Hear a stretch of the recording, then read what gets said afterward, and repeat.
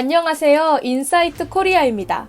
미국에서 코로나로 2달간 입원 치료를 받다가 태어난 남성이 치료비로 약 13억을 청구받아 많은 이들에게 충격을 주고 있습니다.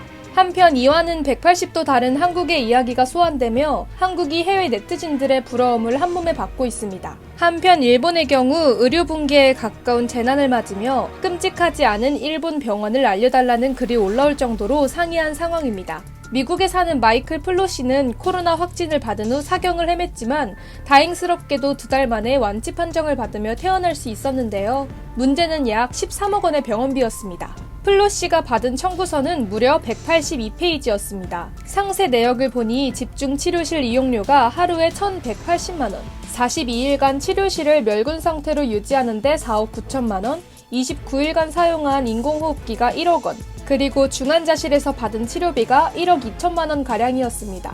다행히 플로시는 연방정부에서 노인에게 지원하는 메디케어라는 의료보조 제도에 해당되어 자비 부담할 필요가 없었지만 보험 없는 사람이었다면 상상하기도 끔찍합니다. 심지어 플로시는 인터뷰에서 살아난 건 기쁘지만 어마어마한 금액의 세금이 자신의 치료비로 들었다는 죄책감 때문에 마음고생을 하고 있다고 했다는데요. 이러한 가운데 한국의 의료 수준과 시스템이 다시 화제가 되며 미국이 대차게 까이게 된 것인데요. 얼마 전 한국에서 19일간 입원했다가 태어난 환자의 영수증이 국내에서도 큰 화제가 된 적이 있었죠. 총 치료비 970만 원 중 환자 부담금은 단 4만 4천 원이었습니다. 해당 사진이 해외 커뮤니티에 올라오자 해외 네티즌들도 경악을 금치 못한 것인데요. 이게 대체 어떻게 가능한 건지 모르겠다. 미국과 똑같은 숫자네. 대신 한국 원화 표시만 달러로 바꾸면 미국 의료 시스템과의 비교, 입원도 안 했는데 4천만 원, 의료보험 없음 등의 댓글이 쏟아진 바 있습니다. 이 외에도 한 미국인이 한국 의료 서비스는 미국에 비해 왜 이렇게 저렴한 거냐며 한국의 의료 서비스는 미국의 10분의 1밖에 안 된다. 여기 미국에서 한 번 방문으로 몇십만 원이 청구되고 치료비 약 처방비까지 하면 100만 원이 나온다.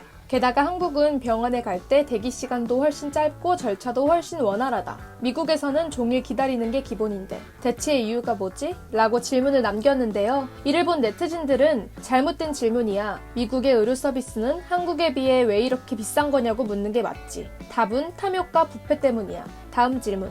여기 캐나다에도 무료 보건 서비스가 있어. 근데 우리는 내는 만큼 받는 주의야. 나는 한국에 있을 때 불행히도 병원에 가야만 하는 일이 있었어. 그런데 동시에 다행인 점은 그때 캐나다가 아니라 한국에 있었다는 거야. 캐나다에서는 돈값은 해주지만 주머니 사정이 괴로워질 수 있지. 이건 마치 똥과 다이아몬드를 비교하는 것 같네. 나는 한국과 미국 두 나라 모두에서 수술과 병원을 겪어봤어. 경험도 결과도 한국에서는 좋았어. 대기 시간도 훨씬 짧았어. 미국에서는 수술한 다음 심지어 간호사들이 나를 잊어버리고 하루 종일 회복실에 방치하더라. 결국 의사가 내 진료 차트를 발견하고 직접 와서 사과했지. 등의 댓글이 달리기도 했습니다. 한편 해당 커뮤니티에는 일본에 대한 소식도 올라왔습니다. 한 네티즌이 일본 의사들이 일본은 의료 붕괴에 직면했다고 고백한 기사를 공유한 것인데요. 그러자 일본의 인구 10만 명당 집중치료실 침대가 5개밖에 없다고 충격과 공포다. 일본은 오랫동안 의료보험 시스템의 높은 수준과 합리적인 가격으로 명성이 높았다는데 좋으면 뭐해 막말로 응급실에서 환자를 거절할 수 있는 곳인데? 라며 일본이 잘 대응할 줄 알았는데 실상을 보고 충격받았다는 댓글이 달립니다.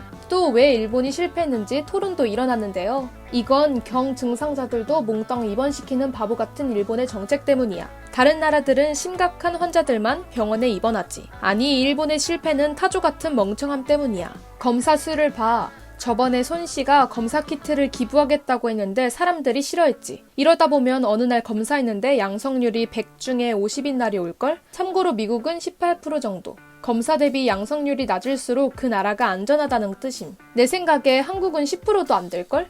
나는 몇 년 전에 일본에서 입원한 적이 있었어. 일본은 의료 서비스를 받는데 극도로 까다로워. 그들은 무자비한 실용주의와 상상을 초월하는 심사, 결정 방식을 버려야 돼. 다른 방법은 없어. 사람들은 일본이 테크놀로지 강국인 줄 알지. 하지만 실상은 미국, 중국, 독일, 한국 뒤를 따라서 5등이나 하면 다행이지. 그들은 아직도 여러모로 냉전시대 경제에 머물러 있어. 많은 회사들이 아직도 오프라인 미팅을 고수하고 서류 작업을 하고 등등. 그냥 일본 B2B 회사 사이트 아무거나 들어가서 봐봐. 알박 같은 회사. 아직도 1990년대 야후 같아. 그리고 사실 일본인들은 아직도 야후를 주로 쓰지. 등 각자가 생각하는 일본의 문제점들을 남기기도 했습니다. 또 주일 외국인들 중에는 대체 일본 어디를 가야 끔찍하지 않은 병원을 찾을 수 있는 거냐는 질문을 하는 이들도 있었습니다. 그러자 괜찮은 병원을 추천하는 댓글과 함께 일본 병원에서의 힘들었던 경험을 공유하는 댓글들이 달리기도 했습니다. 주로 문제적으로 거론되는 부분은 의사가 제대로 진단을 해주지 않아 환자 자신이 직접 진단을 내려야 했거나 병의 원인을 향수병이라고 했다거나 하는 등의 비전문적인 진료 내용이었습니다. 한 네티즌은 정말 최악의 경험을 한 듯 진심 여기는 미친 것 같다며 일본인 의사들을 신랄하게 욕하는 댓글을 남기기도 했는데요.